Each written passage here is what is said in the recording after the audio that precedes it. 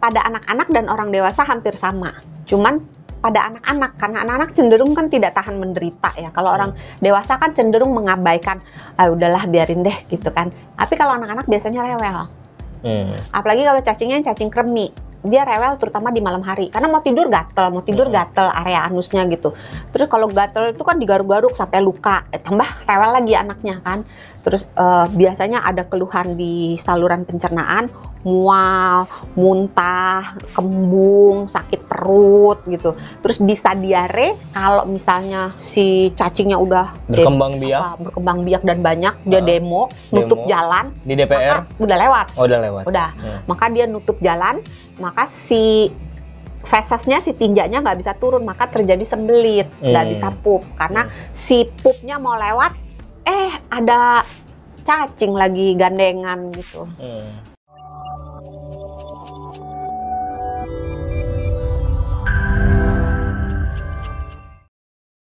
Kita tes.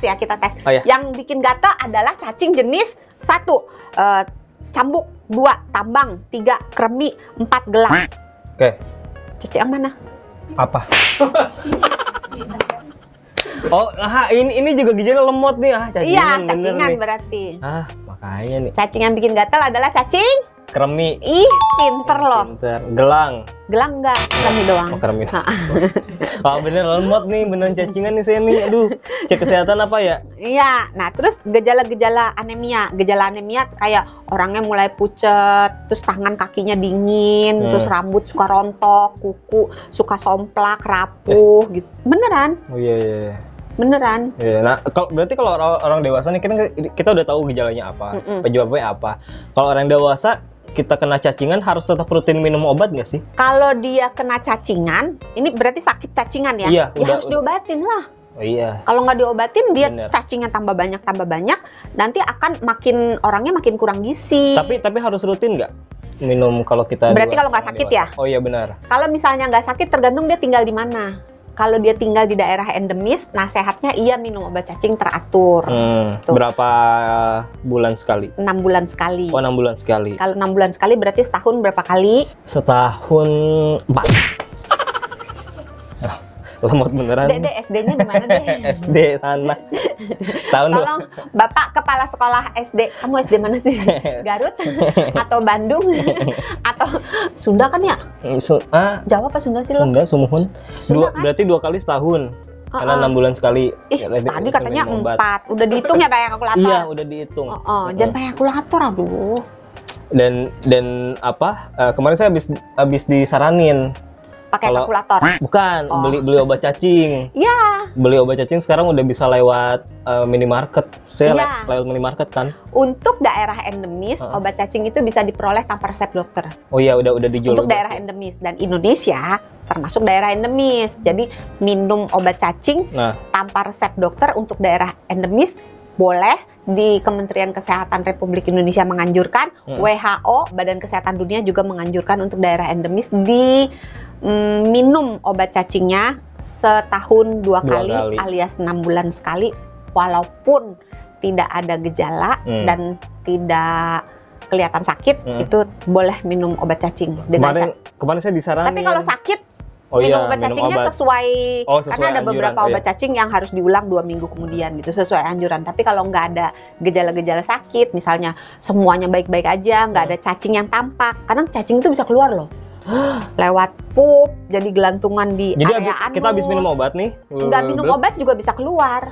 Hah? Serius. Atau misalnya dia batuk muncrat cacing, walaupun ini terjadi dalam kasus yang ekstrim ya, jumlah cacingnya udah banyak banget. Tapi bisa atau kalau keluar dari lubang hidung. Beneran. Tapi kalau minum obat biasanya emang suka keluar cacingnya. Tergantung jenis obatnya. Oh, obat juga beda-beda berarti jenisnya? Beda-beda. Kalau misalnya obatnya yang jenis Pyrantel Pamoate, itu karena dia fungsinya hanya melumpuhkan si cacing, jadi cacingnya itu keluarnya dalam bentuk utuh. Sebagaimana bentuknya dia. Tapi udah dalam keadaan metong. Lumpuh. Oh, lumpuh. Beberapa metong akibat kelumpuhannya, beberapa ketika dia keluar dia masih dalam keadaan lumpuh doang gitu, tapi belum mati. Ada bedanya nggak sih dok obat cacing yang diminum sama orang dewasa sama yang anak-anak tuh?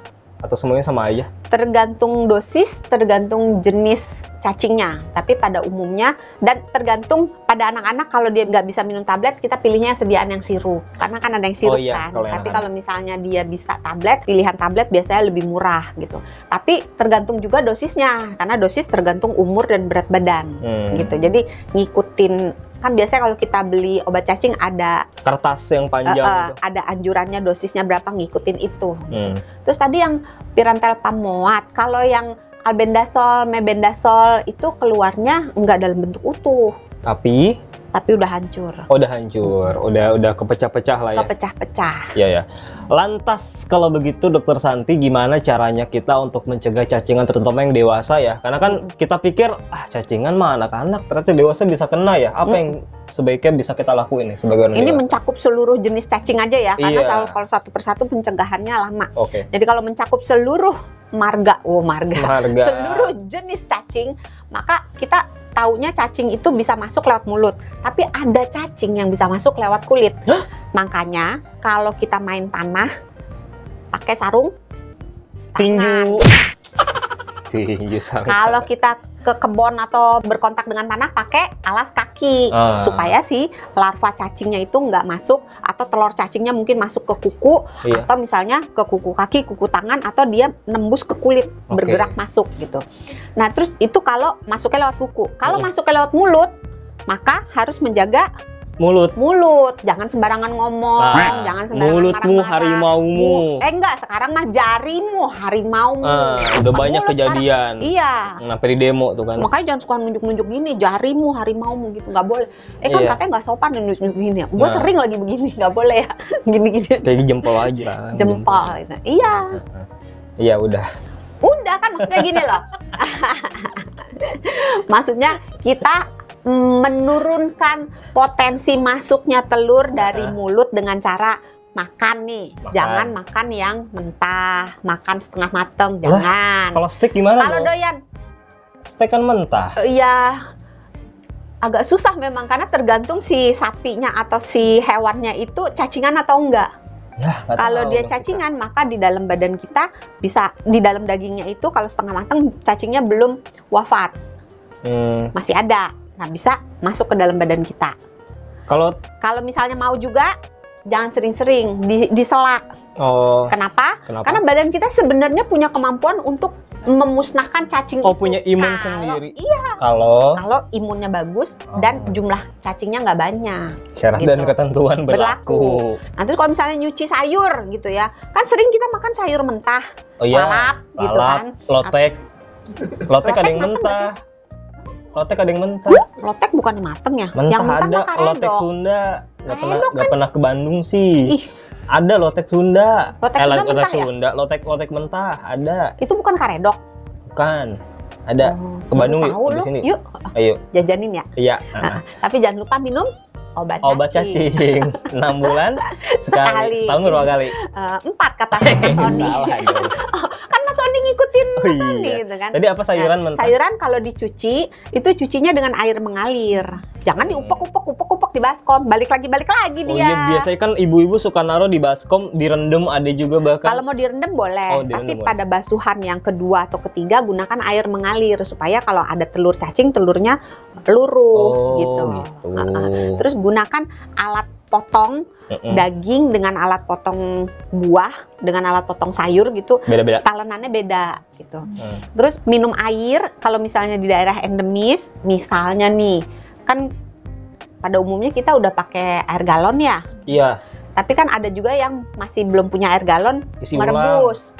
Ada juga isi ulang, tapi kita nggak tahu isi ulangnya dari mana. Kalau air isi ulang yang tersertifikasi dan benar-benar isi ulang yang baik, harusnya baik karena dia tiap secara berkala dicek kadar airnya ini dari segala macam bahan-bahan yang berbahaya. Kalau isi ulang yang murah-murah gitu yang kita nggak tahu kan ya, atau misalkan pakai kemungkinan kan air tanah kan, atau air sumur, atau air air apa? Air pump, air mata. Aduh, lebih bahaya lagi apa? Air ketuban. Ya, jadi kalau misalnya sebenarnya air pump ya kita bicara ya, kalau dari awal dari si pusat pengolahan airnya itu bersih. Tapi masalahnya dari pusat pengolahan airnya sampai ke rumah kita, apakah kita bisa menjamin seluruh sistem pipanya itu baik?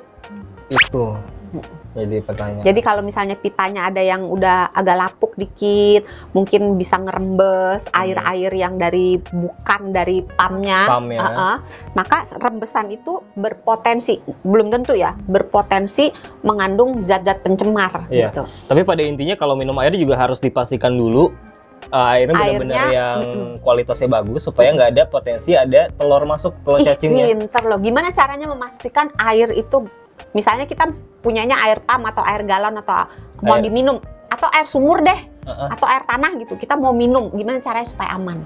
Dimasak. Bebas. Iya benar. Sampai mendidih. Ih bener loh. Padahal ngasal loh. Selama air mendidih. Selama-lamanya. Iya, selama air mendidih, benar. Mendidihnya selama sampai panas. Celup dulu gitu. Celup dulu. Panas. Panas gitu. Enggak, jadi setelah mendidih, apinya jangan dimatiin. Oh gitu. Kalau kita di dataran rendah, tunggu 1 menit. Kalau kita di dataran tinggi, gunung ke atas gitu, bukan gunung sari ya, bener gunungan gitu, itu 3 menit. Supaya benar-benar musnah semua parasitnya. Bunyinya ganggu, Dok. Kebetulan teko saya itu loh, Dok, yang kalau mendidih bunyi. Nyanyi. Oh iya. Sambil nyanyi. Nah, itu kan yang masuk nih, makanan, minuman, udah ya. Nah, terus alat makan itu harus dicuci sampai bersih. Terus jangan suka ganti-ganti pakaian dalam. Terus kalau keluar rumah harus pakai sendal. Jangan lupa PHBS. PHBS itu pola hidup yang menjaga kebersihan, terutama tangan dan kaki juga sih. Jadi cuci tangan sebelum makan, cuci tangan setelah berkontak dengan tanah atau kotoran atau apapun air yang kemungkinan tercemar.